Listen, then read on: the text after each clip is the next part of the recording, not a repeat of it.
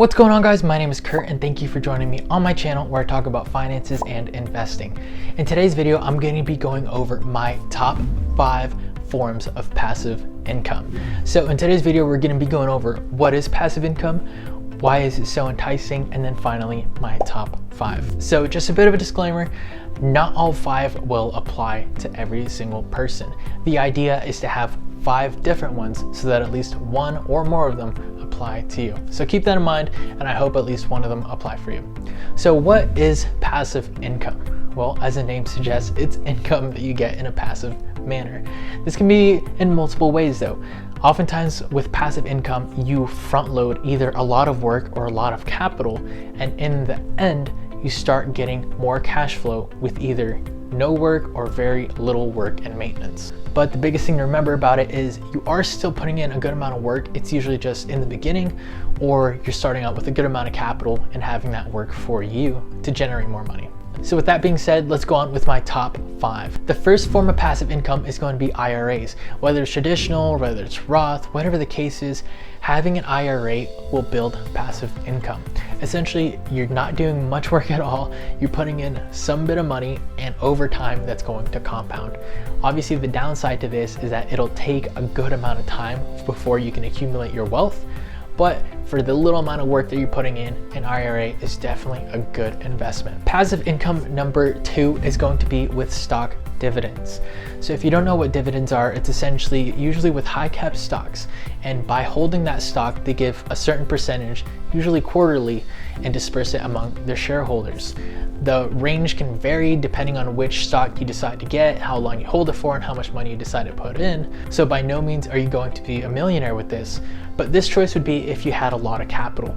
Instead of keeping that cash inside your savings account where it makes you barely any interest, especially against the rate of inflation, you're putting it inside of something that will beat the rate of inflation just with you keeping it in that stock. Number 3, and probably the most popular form of passive income, is real estate investing. Real estate can go so many different ways. You can flip houses, you can rent them out, Airbnb. In this instance, I'm talking more towards rental properties as well as Airbnbs. So the premise of this is that rent will cost more than a mortgage. So in the long run, your tenants will pay you more while paying your mortgage and building your equity for you. At least that's what the premise is. So to give you an example, if your mortgage costs $1,600 with all its fees and you charge your tenants $2,000, you're netting $400. In the course of a year, you're making an extra $4,800. Now, obviously, there's a lot of things that can go wrong. You can have bad tenants, you have maintenance, whatever the case may be. Just like with any type of investing, there could be something that goes wrong, so make sure to weigh out your pros and cons. But generally speaking, that's why rentals are so popular as a source of passive income, is that everyone's always going to need a house to live in. If you're a landlord, you're going to pay less money than someone will be for renting your property out. Number 4 is going to be courses. So this really applies to people who specialize in something. If you're really good at something and you're really good at teaching, you should consider making a course. A course can be in many different ways. It could be through a book, it could be an online course, it could be in person, whatever the case may be. You're essentially selling your knowledge. And if you have a video course, for example, and you record it and you sell that knowledge to people, you're really front loading your work up front. You record the videos, you script, you edit it, you put it on a platform, and then from there, you just wait for people to buy your course. You do minor type of stuff with advertising and marketing, but generally speaking, you're able to sell your information without much work. My biggest disclaimer on this is don't be one of those internet gurus that sell fake stuff to people, acting like you know what you're doing.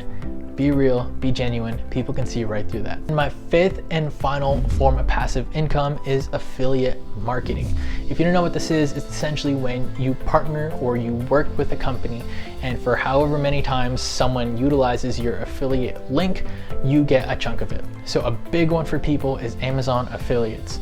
Essentially, you partner with Amazon. If someone buys that product from you, you get a percentage of that cut. It doesn't affect the buyer at all.